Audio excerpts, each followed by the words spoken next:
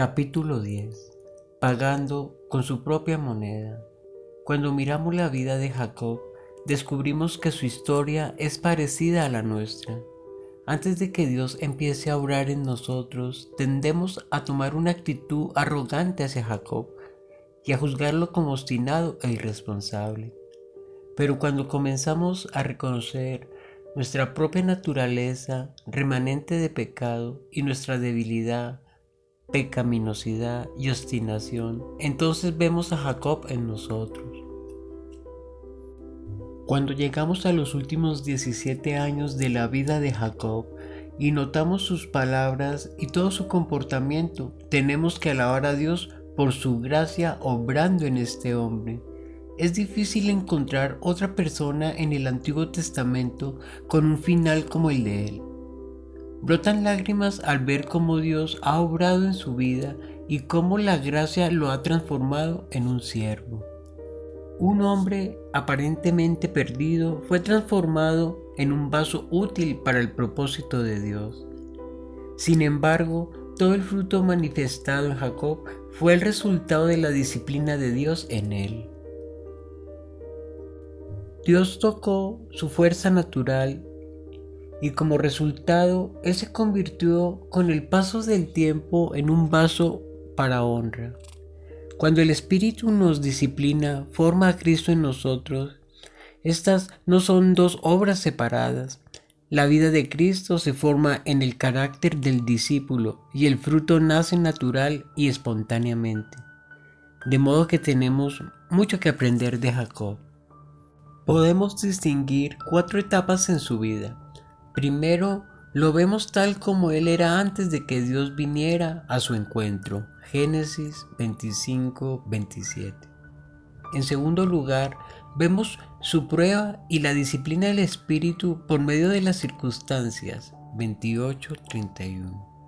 En tercer lugar, vemos la dislocación de su vida natural. 32-36. Y en cuarto lugar, el fruto apacible. Génesis 37-50. Comencemos por estudiar el carácter de Jacob antes de que el Señor viniera a su encuentro. Génesis 28-10-22. Por naturaleza, Jacob fue un luchador desde su nacimiento. Génesis 25-22-26. Cuán diferente había sido Isaac. Isaac no hizo nada. Él aceptó y recibió todo. Jacob, desde el principio hasta el fin, hizo planes, era astuto, hábil y se consideraba capaz de hacer cualquier cosa. ¿Qué circunstancias usaría Dios para cambiar a este hombre en un vaso para su propósito?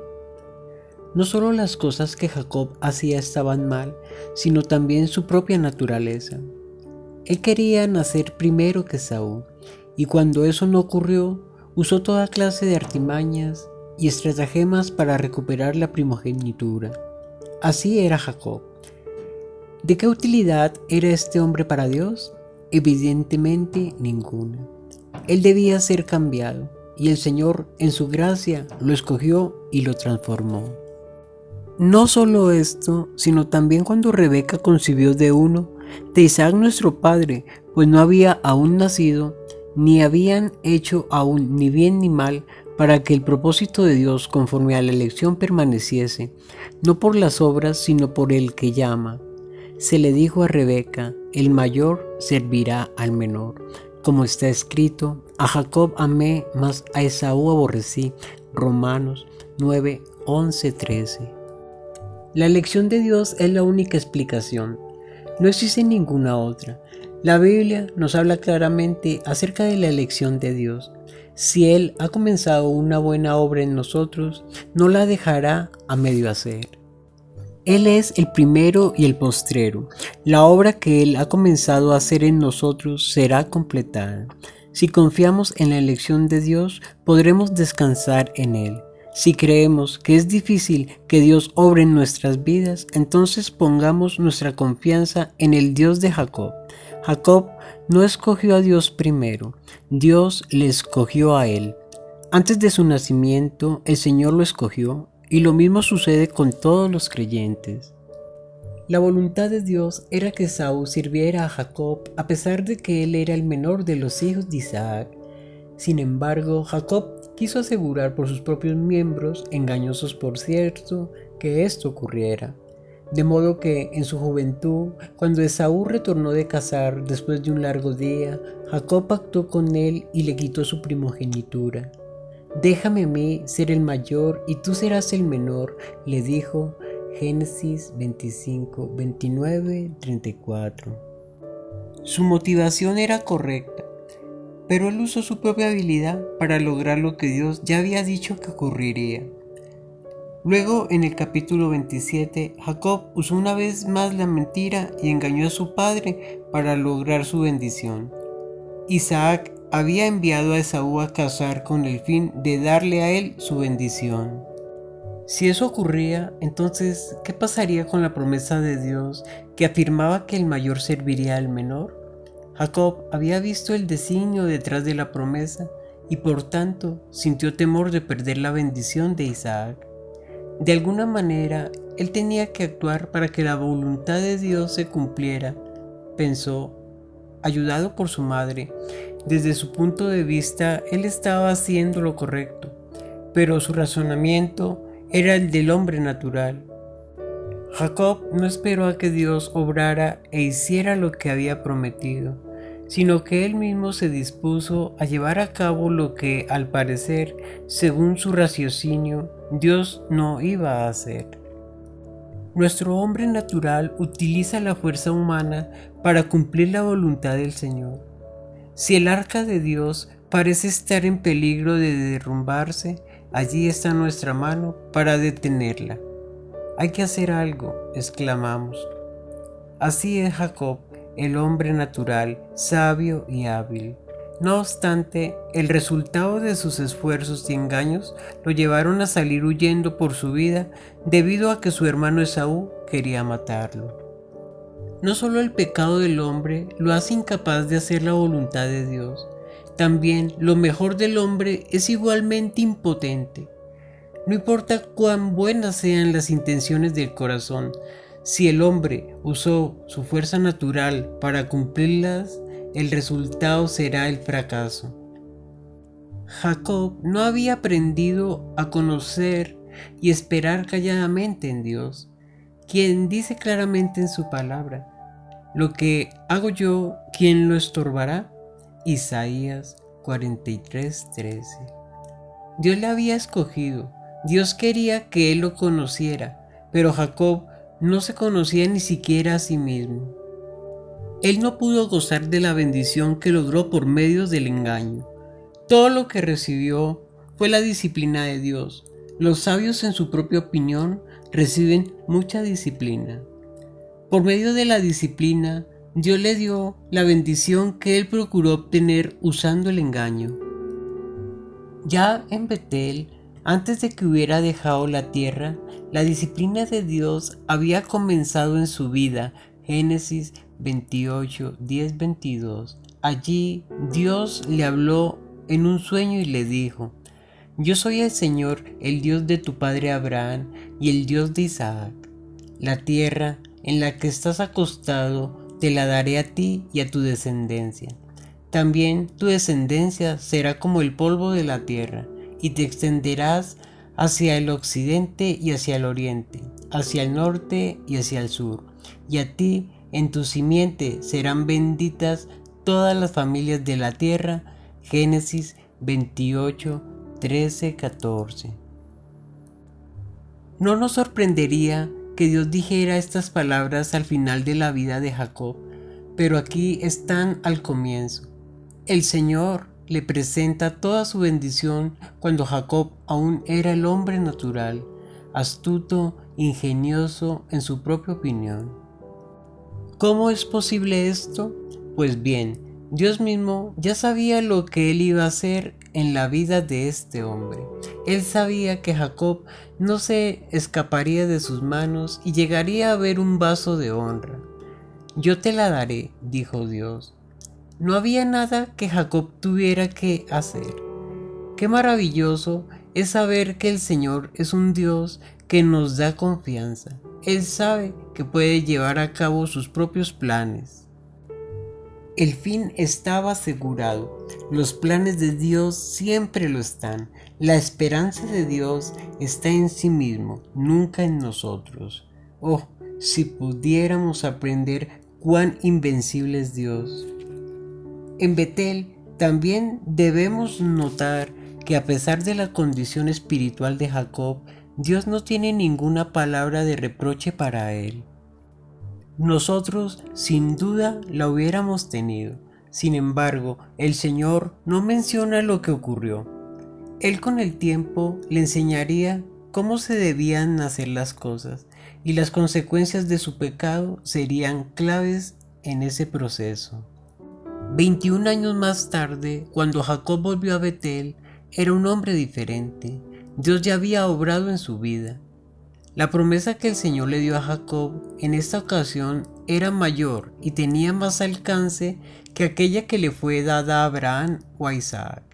He aquí, yo estoy contigo y te guardaré por donde quiera que fueres y volveré a traerte a esta tierra, porque no te dejaré hasta que haya hecho lo que te he dicho. Génesis 28:15. Alabado sea Dios por esta promesa adicional dada a Jacob. Esta era incondicional. Dios tenía un plan con él y lo iba a cumplir. Él no podía ser detenido a mitad de camino. Desde Betel en adelante, Jacob entró en la disciplina de Dios y 20 años de disciplina obraron un cambio en él. Pero al comienzo de su viaje, él no comprendía bien el significado de la promesa. La revelación que Jacob tuvo en un sueño no lo había cambiado aún. Cuando observamos una situación como esta, solo podemos exclamar: Señor, tu obra es en verdad perfecta, pero cuán pobre es el material con el cual tienes que trabajar. En Génesis 28, 16, 17 leemos que cuando Jacob despertó estaba lleno de temor debido al sueño que había tenido. Él llamó a ese lugar Casa de Dios y Puerta del Cielo. Él tuvo miedo del Señor. No hay duda de que la casa de Dios es en verdad un lugar temible para aquellos en quienes no ha sido tratada la naturaleza pecaminosa. La casa de Dios se caracteriza por el poder, el orden, la santidad y la justicia de aquel que la habita. De manera que temer es una reacción correcta.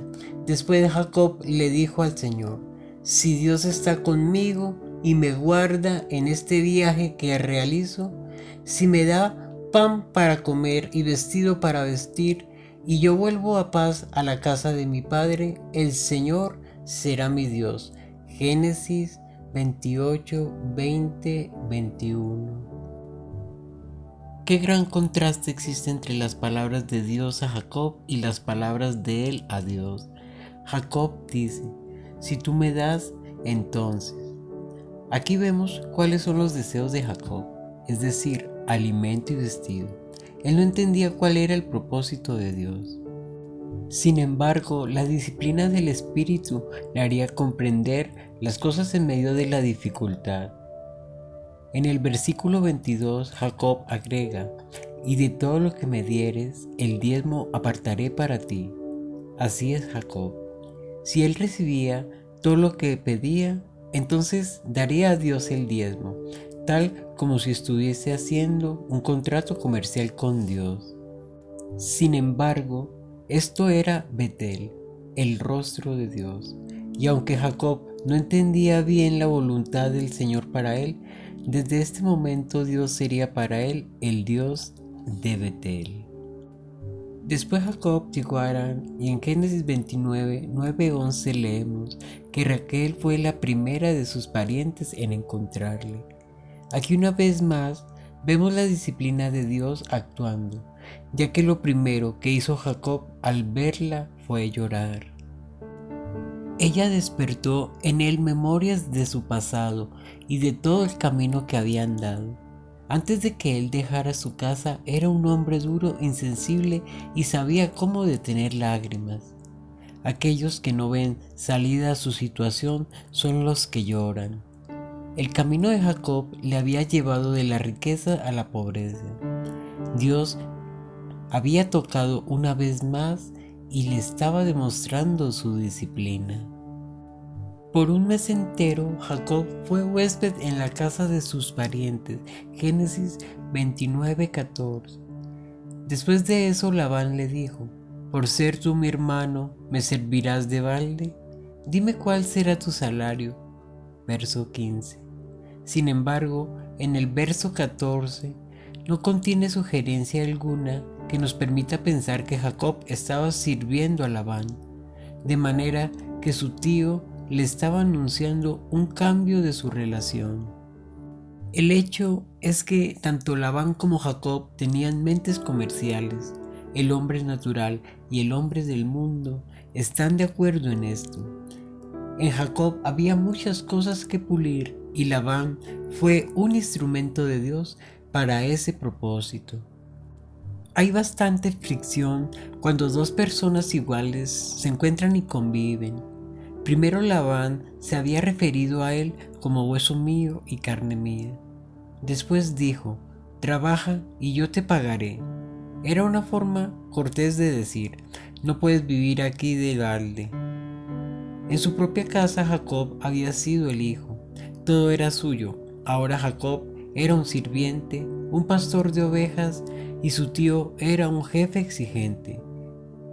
Una vez más, la disciplina de Dios estaba obrando. Pero aún vendría más. Jacob sirvió a Labán 7 años por la mano de su hija Raquel, su primer amor. Y luego Labán lo engañó dándole a Lea en su lugar.